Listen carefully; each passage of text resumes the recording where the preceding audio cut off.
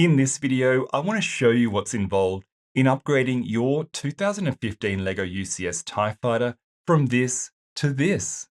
The mod project I'm going to cover in this video involves implementing the cockpit and center body design of the recently released UCS Tie Interceptor to the older UCS Tie Fighter model.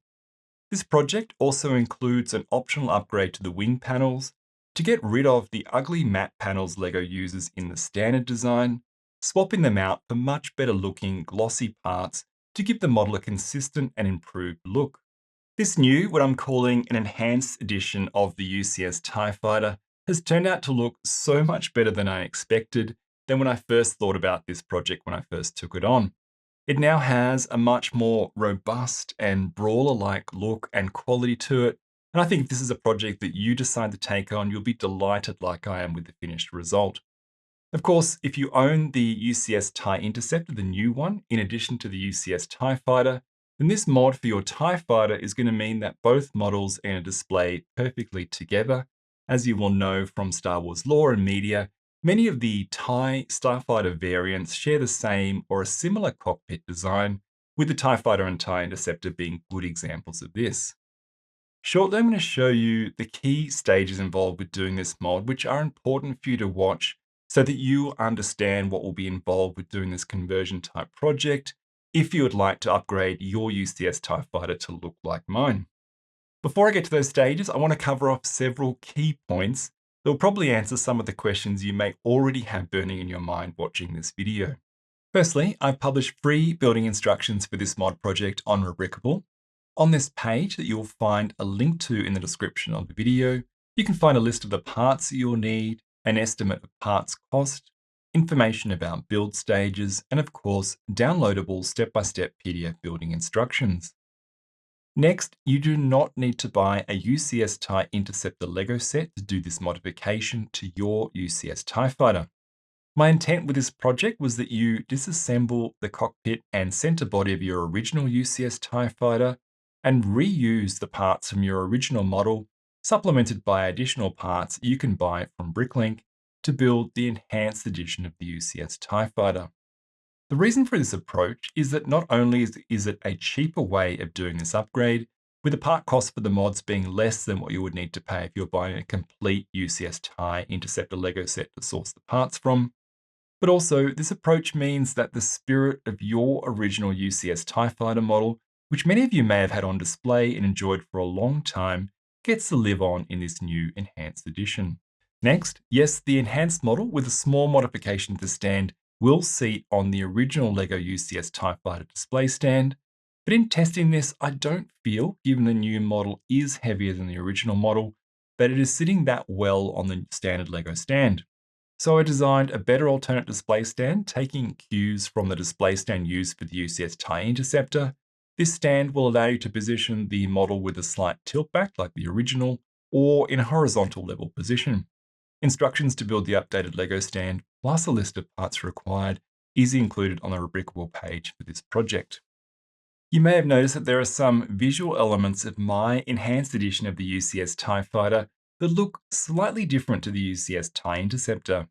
These are the dark bluish grey detailing on the facets either side of the windshield, and the same at the rear, the sloped elements on the top and bottom of the primary sidearms, and I've made a lot of adjustments to the cockpit interior. The main reason for these differences is that the parts used in the UCS Tie Interceptor cockpit design for these areas of the model are either unique to the UCS Tie Interceptor itself, or they are incredibly hard to find on Bricklink. And it is important that I do not use parts in this project that will be difficult or expensive for you to get. So the cosmetic adjustments that I've made have been in the interest of making this project accessible, and I originally thought that having to make these design changes was going to be an issue to the viability of the project, but I'm very pleased with the finished result, and I think the changes I've made could even be considered to be improvements on the original cockpit and body design. And finally, you'll notice that I'm wearing cotton gloves for this build and in the overhead scenes in this video. Wearing gloves helps me to avoid getting fingerprints on my model, and is something that may be worth you considering also if you decide to take on this upgrade project. With those key points covered, I'd like to show you the key stages involved with this build. Stage 0 is to carefully remove the two wing panels from the standard model.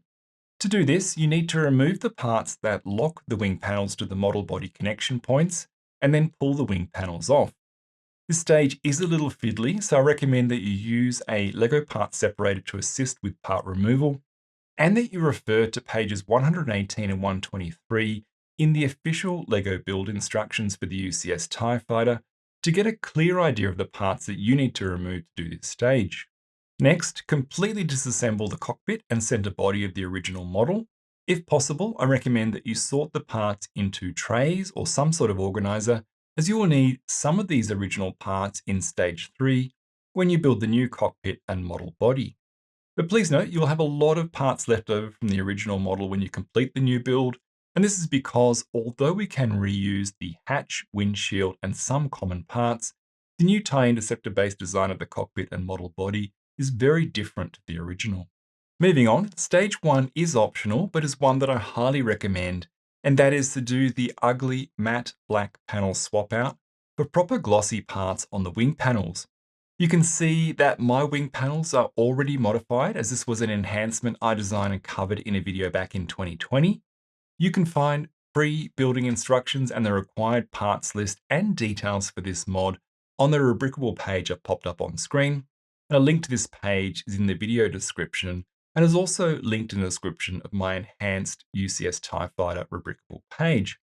You do not need to do this build stage to be able to do the new cockpit and model body and integrate it into the wing panels, but I needed to cover this mod as in my opinion it is a must-do upgrade mod for this model. Stage 2 is not optional and must be done, and it is to semi-dismantle and adjust the inner central area of each of the wing panels to accommodate the new model body horizontal arms, which, per the new UCS Tie Interceptor design, have a stacked top to bottom configuration versus a side-by-side configuration used in the original UCS Tie Fighter's design. To do this stage, first place the panel on a soft surface like a towel to protect the outer face, and then remove the inner struts, sections, and parts from the central area until the panels look like this. This is also shown in my PDF instructions. Again, looking at my PDF instructions, you'll then need to build these out to this stage, with the wing panels being fully completed later on in stage 4. After you've done both panels, set them aside and commence stage 3, which is to build the new model cockpit and body. As already mentioned in the video, you will need parts from the original Tie Fighter, plus the parts ordered from Bricklink, as per the parts inventory I published on Rebrickable. My step-by-step instructions cover the whole build and should be easy to follow. One thing to note, however, is that I've made several design, visual, and part color changes to the cockpit interior for this build versus the original Tie Interceptor cockpit internal design. This is so that the new cockpit interior looks good without stickers, and as mentioned earlier, does not rely on parts that are difficult to source from Bricklink. You'll also notice that for my build of the cockpit and model body, I've not used off-color scheme parts like Lego do.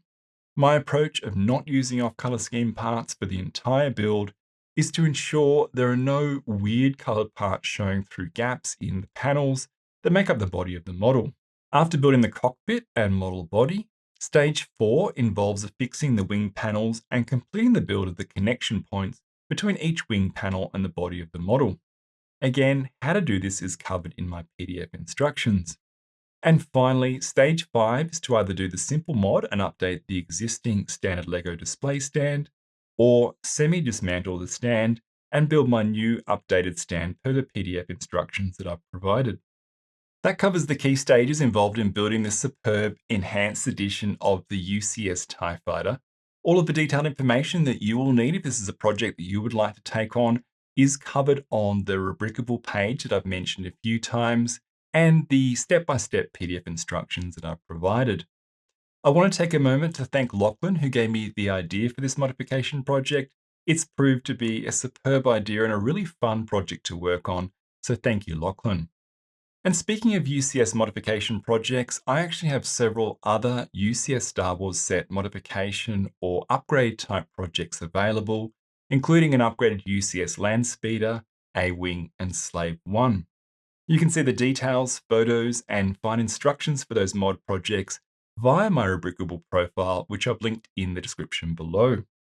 That's all for this video. If you have further questions, of course, on this UCS Tie Fighter upgrade project, please post a comment on the video and I'll do my best to answer. Until I see you next time, take care and happy modding.